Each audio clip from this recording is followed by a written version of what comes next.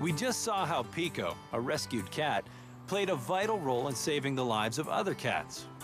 Next, we meet Manuel, a little dog making a big difference in more ways than one. Kim Monteith lives just outside of Vancouver in Burnaby, where she works at the BC SPCA. What I do at the SPCA is I'm a regional animal welfare supervisor, so I actually have the best job in the whole organization. I get to teach volunteers and staff how to care for the animals, what the animals need. I get to work a lot with the public. Kim works alongside her two dogs, Ko and Manuel. Ko is really easygoing. He's a Doberman pit bull that he was beat up, but he's very socialized. And then there's Manuel, a tiny chihuahua packing some big attitude. Manuel's personality is very feisty. He's very loving, he's a little bit of everything. You can't really say he's one way or the other. He just is really easygoing, but outgoing and very demanding, loving, standoffish, fearful. He's a little bit of everything. That's what makes him so special.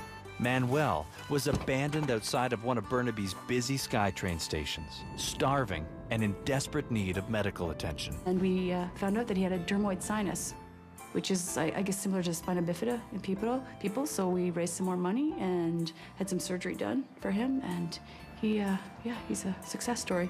Manuel had to spend more than 6 months in recovery. And because I had spent so much time with him, I kind of bonded with him and then couldn't part with him. So he ended up staying with me, and yeah, he's been with me ever since. I do think that animals get some type of idea that they are getting a second chance at things. Quite often people come to an adoption center like the Calgary Humane Society looking for that special pet. They're wanting a different type of relationship. So between the animal and the person, I think it's a very intense, interesting relationship that can be created. Chihuahuas as a breed are very energetic, they're entertaining, they're comical, they're very loyal, but they can also be very suspicious of people and very aggressive to strangers, which is why we playfully call them in veterinary medicine land sharks. Charlie Leung has been with the SPCA for over 30 years. Working with animals and making a living at the same time, you cannot be better than that.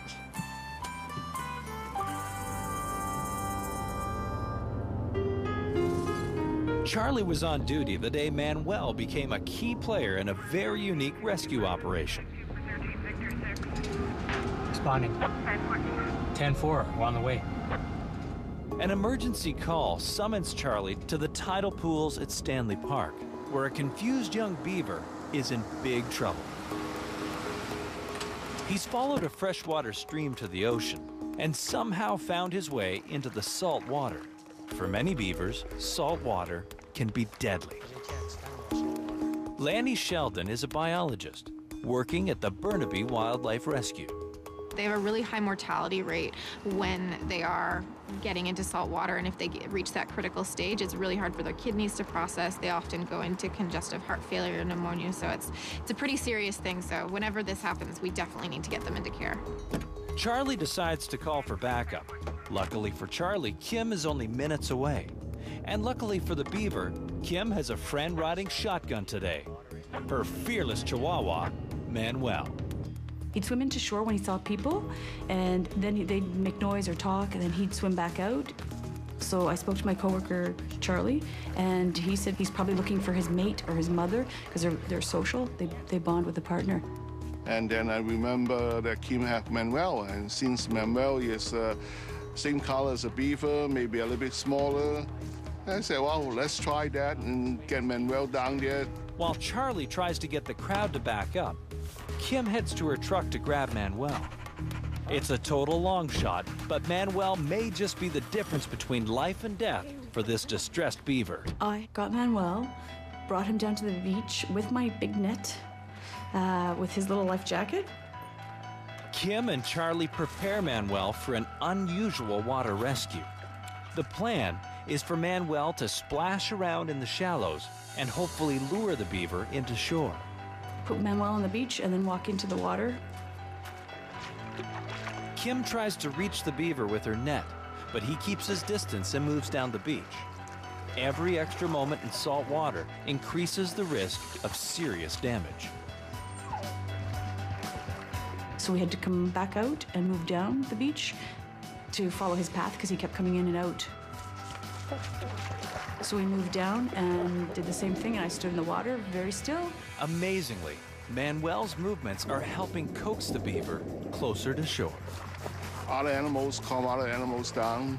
When they go through a traumatic incident, they're always uptight and scared and things like that. Once they arrive at our shelter and they see other animals, then they'll calm down.